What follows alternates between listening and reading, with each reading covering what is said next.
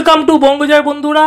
আশা করি তোমরা সবাই ভালো আছো। রোজকার মতন ফুটবলের খবর নিয়ে আজ কিন্তু আমি হাজির হয়ে গেছি তোমাদের কাছে।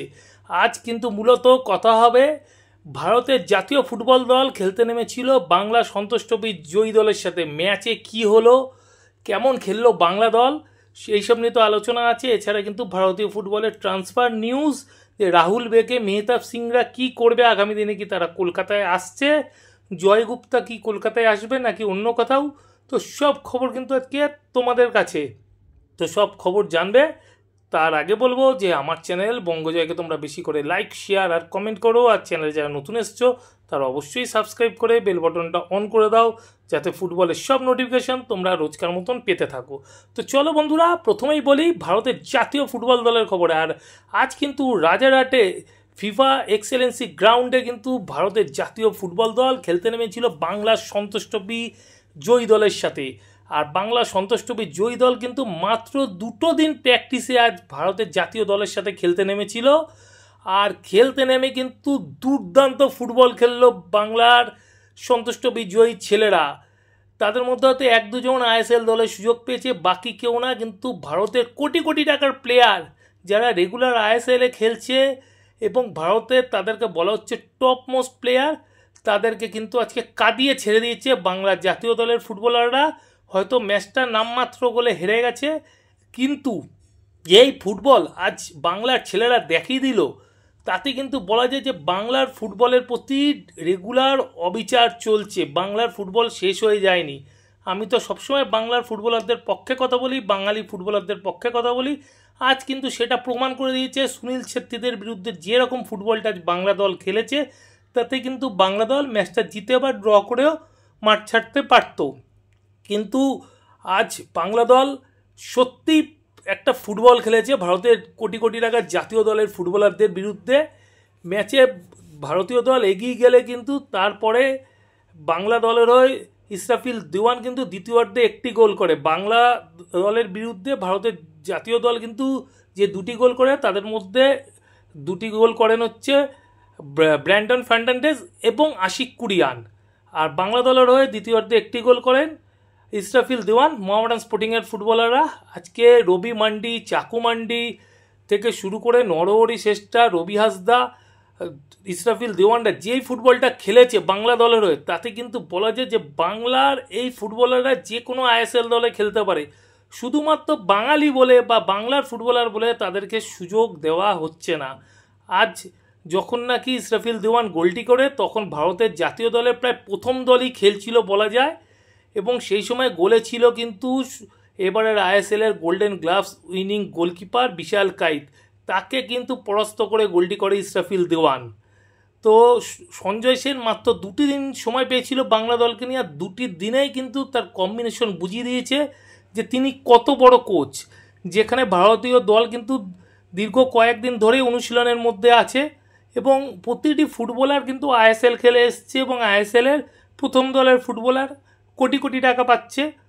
কিন্তু সেই জায়গা থেকে বাংলা দলের ছেলেরা সেভাবে কিন্তু আইএসএলে সুযোগ পায় না। কেউ আই লিগ খেলছে, তো কেউ আই লিগ সেকেন্ড ডিভিশন খেলছে বা কলকাতা লিগের ছোট ক্লাবগুলোতে খেলছে। তো আমি এখনও বলছি এই প্লেয়ারগুলোর কিন্তু আইএসএল খেলার অধিকার আছে, কিন্তু তাদেরকে সুযোগ দেওয়া হচ্ছে না। নর্থ ইস্ট থেকে ফুটবলার আনা হচ্ছে বা অন্য স্টেট থেকে ফুটবলার আনা হচ্ছে, কিন্তু বাঙালি ফুটবলারদের উপর, বাংলার ভূমিপুত্র ফুটবলারদের উপর কিন্তু বাংলার ক্লাবগুলোই কিন্তু ভরসা করছে না। এদেরকে যদি ভরসা করা যায় তবে কিন্তু বাংলার ফুটবলের জন্য ভালো হবে। আর একটা কথা বলতে পারি, সঞ্জয় সেন কোচটার মধ্যে ম্যাজিক আছে। এই কোচকে কিন্তু সুযোগ দেওয়া উচিত। এই মানালো মার্কুয়েজ বা একাধিক বিদেশি কোচ আমরা দেখেছি আগে এসেছি, ইগর স্টিভাচ, স্টিফেন কনস্ট্যান্টাইন, ভারতীয় ফুটবলকে কতটা এগাতে পেরেছে। একবার অন্তত সঞ্জয় সেনের উপর ভরসা করে দেখুক ভারতীয় ফুটবল ফেডারেশন, নিরাশ করবে না, এইটুকু বলতে পারি। চলে আসি একটু বিশ্ব ফুটবলের ট্রান্সফার নিউজের খবরে। আর ব্রাজিলের জাতীয় দলের কোচ হলেন কিন্তু কার্লো আনচেলত্তি এবং তিনি কিন্তু ব্রাজিলে পৌঁছেই গেছেন। তাকে কিন্তু ব্রাজিলে অভ্যর্থনা জানানোর জন্য ব্রাজিলের সেলকাও ফ্যানেরা কিন্তু রাস্তায় ভিড় করেছিলেন এবং বাজি পটকা নিয়ে কিন্তু তারা কিন্তু অভ্যর্থনা জানিয়েছেন ব্রাজিলের নতুন কোচ কার্লো আনচেলত্তিকে, এবং ব্রাজিল আশা করছে যে কার্লো আনচেলত্তির হাত ধরেই ব্রাজিলের ফুটবল কিন্তু আবার ঘুরে দাঁড়াবে। আর অন্যদিকে ম্যানচেস্টার ইউনাইটেডের প্রাক্তন কোচ এরিক টেন হ্যাগ, তিনি কিন্তু কোচ হলেন জার্মান দল বায়ার লেভারকুসেনের। বায়ার লেভারকুসেন গত মরশুমে জার্মান বুন্দেসলিগা চ্যাম্পিয়ন হয়েছিল জাবি আলোনসোর হাত ধরে, এছাড়া ইউরোপা লিগার কিন্তু ফাইনালও খেলেছিল। তো এই মরশুমে জাবি আলোনসো তিনি কিন্তু সরে গেছেন এবং কোচ হয়ে এলেন এরিক টেন হ্যাগ। এখন দেখার যে বায়ার লেভারকুসেন এরিক টেন হ্যাগের হাত ধরে আসন্ন মরশুমে সাফল্য পায় কিনা। এবার চলে আসি ভারতীয় ফুটবলের ট্রান্সফার নিউজের খবরে। আর ভারতীয় ফুটবলের ট্রান্সফার নিউজের প্রথম খবরই যাকে নিয়ে হবে তিনি হলেন কিন্তু অভিষেক থিকচাম সিং। ফুটবলারটিকে নেওয়ার জন্য কিন্তু কলকাতার দুই প্রধানই কিন্তু ঝাঁপিয়েছিল, কিন্তু পাঞ্জাব এফসি এত বেশি পরিমাণে তার জন্য ট্রান্সফার ফি ধার্য করে যে দুই প্রধানই পিছিয়ে আসে। এবং এই মুহূর্তে শোনা যাচ্ছে এফসি গোয়া কিন্তু এই ফুটবলারটিকে নেওয়ার জন্য কিন্তু ঝাঁপিয়েছে এবং তারা পাঞ্জাব এফসির সাথে কথাবার্তা চালাচ্ছে এবং এফসি গোয়া চাইছে তারা একটি সোয়াপিং ডিলের মাধ্যমে অভিষেক সিংকে নিজের দলে সই করাতে তারা জয় গুপ্তাকে পাঞ্জাবি দিতে চাইছে এবং অভিষেক সিংকে নিজের দলে নিতে চাইছে এবং তার সাথে সামান্য কিছু ট্রান্সফার ফি দিয়ে কিন্তু একটা ডিলটা করতে চাইছে। তো এখন দেখার যে এই ডিলটা আগামী দিনে কতটা পরিপূরক হয়। আর অন্যদিকে জয় গুপ্তার সাথে একটা ইস্টবেঙ্গলের কানেকশানের খবর আসছে, তবে এই খবর কিন্তু এখনও কিন্তু কোনোভাবেই পাকা নয়। আমি এইটুকু তোমাদেরকে বলতে পারি, এটা একটা রিউমার মাত্র, এটা ছড়িয়েছে, কিন্তু এখনও পর্যন্ত যে জয় গুপ্তার সাথে ইস্টবেঙ্গলের কথাবার্তা হয়েছে এরকম কিন্তু কোনো খবর বিশ্বস্ত সূত্রে পাওয়া যায়নি। এটা একটা সামান্য রিউমার মাত্র। ওদিকে মুম্বাই সিটি এফসি কিন্তু তাদের নেদারল্যান্ডের সেন্ট্রাল মিডফিল্ডার ইয়ান ভ্যান নিপকে কিন্তু বাই বাই জানিয়ে দিল অফিসিয়ালি আজ। আর এই গত মরশুমে কিন্তু এই ফুটবলারটি দারুণ ফুটবল খেলেছিল, দুটি মরশুম মুম্বাই সিটি এফসিতে কাটিয়েছেন এবং এই মুহূর্তে শোনা যাচ্ছে এই ফুটবলারটির ব্যাপারে কিন্তু ইন্টারেস্ট প্রকাশ করেছে উড়িষ্যা এফসি। উড়িষ্যা এফসি কিন্তু এই ফুটবলারটিকে নিতে চায়।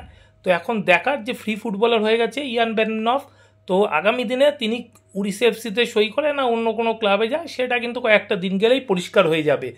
চলে আসি মেহতাব সিংয়ের খবরে। মেহতাব সিংকে নিয়ে কিন্তু অনেকদিন ধরেই তোলপাড় কলকাতা ফুটবল মহল, ইস্টবেঙ্গল, মোহনবাগান দুটি ক্লাবই অফার করেছে।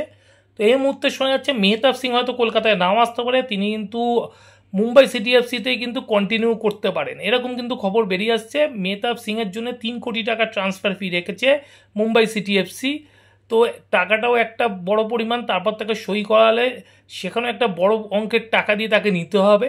তো সেই জায়গা থেকে দেখতে গেলে মুম্বাই সিটি এফসি কিন্তু তাকে নিজেদের দলে রাখতে চাইছে, কেননা এখনও তার সাথে মুম্বাই সিটি এফসির কন্ট্রাক্ট আছে। সেই কারণে কিন্তু মুম্বাই সিটি এফসি নিজেদের দলেই মেহতাব সিংকে রেখে দিতে চাইছে।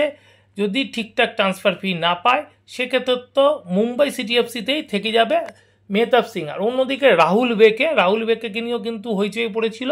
আর আমি এর আগের ভিডিওতেও বলেছি রাহুল বেকে কিন্তু রেখে দিতেই চলেছে বেঙ্গালুরু এফসি। ইস্টবেঙ্গল তাকে 3 বছরের কন্ট্রাক্ট পাঠিয়েছিল, কিন্তু এখনও পর্যন্ত যা খবর রাহুল বেকে স্টে করবে বেঙ্গালুরু এফসিতেই। সবশেষে আসি ডুরান্ড কাপের খবরে। 22শে জুলাই থেকে তো ডুরান্ড কাপ শুরু হচ্ছে, 23শে আগস্ট পর্যন্ত হবে এবং ডুরান্ড কাপে কিন্তু আবার শোনা যাচ্ছে কলকাতা ডার্বি হবে। একই গ্রুপে ইস্টবেঙ্গল এবং মোহনবাগানকে রাখা হবে এবং সম্ভবত 9ই আগস্ট ডুরান্ড কাপে ডার্বি হতে চলেছে। তো এখানেই কিন্তু প্রশ্ন যে একটা টুর্নামেন্ট হয়, টুর্নামেন্টে কি লটারি বলে কিছু হয় না? সারা বিশ্ব ফুটবলে যেখানে লটারি সিস্টেমের টুর্নামেন্ট হয়, শুধুমাত্র ডুরান্ড কমিটি নিজেদের মুনাফা করার জন্যে নিজেদের মতন করে গ্রুপ তৈরি করে। এটা কি ফুটবলের জন্য ঠিক? কখনোই ঠিক না। এটা কিন্তু ফুটবলের জন্য খারাপ। নিজেদের মুনাফা, নিজেদের টিকিট বিক্রি, নিজেদের প্রচারের জন্যে একই গ্রুপের মধ্যে ইস্টবেঙ্গল মোহনবাগানকে রেখে দেওয়া হচ্ছে বছরের পর বছর। আমার তো মনে হয় এবারে সময় এসেছে ইস্টবেঙ্গল এবং মোহনবাগান দুটো দলেরই প্রতিবাদ অবশ্যই করা উচিত যে এভাবে কোনো টুর্নামেন্ট হয় না যেখানে লটারি না করে নিজেদের মনের মতন করে গ্রুপ তৈরি করা হয়। আরেকটা কথা বলি যে ইস্টবেঙ্গল এবং মোহনবাগান দুটো ক্লাবই যেহেতু ময়দানে, আর ময়দানটা যেহেতু সেনাবাহিনীর আন্ডারে, সেনাবাহিনীর অনুমতি ছাড়া কিছু করা যায় না ময়দানে, তোমরা জানো। তো সেই সুযোগটাও কিন্তু সেনাবাহিনী নেয় এবং ইস্টবেঙ্গল মোহনবাগানকে কিন্তু ডমিনেট করে। তো যাই হোক, আমার মনে হয় যে এই একটা টুর্নামেন্টে কিন্তু লটারি করা উচিত। তো যাই হোক বন্ধুরা, এখনকার মতন খবর এই পর্যন্ত।